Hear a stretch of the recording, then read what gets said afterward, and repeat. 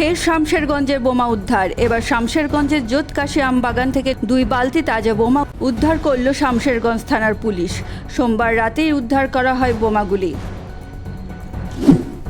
এই খবর এলাকায় ছড়িয়ে পড়তে এলাকা জুড়ে আতঙ্কের সৃষ্টি হয়েছে। বোমা উদ্ধারের জায়গা ঘিরে রেখেছে পুলিশ। খবর দেওয়া হয়েছে বোম স্কোয়াড টিমকে।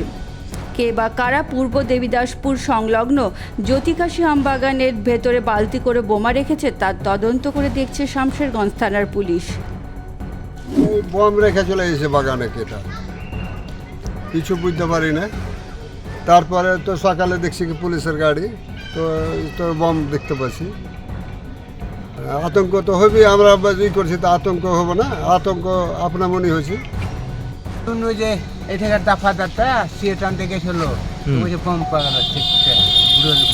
আচ্ছা, পুলিশ তো আছে বললে, পুলিশ আছে, ভয় তো লাগবেই, ভয় তো লাগবে। এটা আমি চোখে দেখিনি, তাও সে টানতে গেল, যে শুনে যে এরকম ব্যাপার ধরেছে একটা বম দেখি।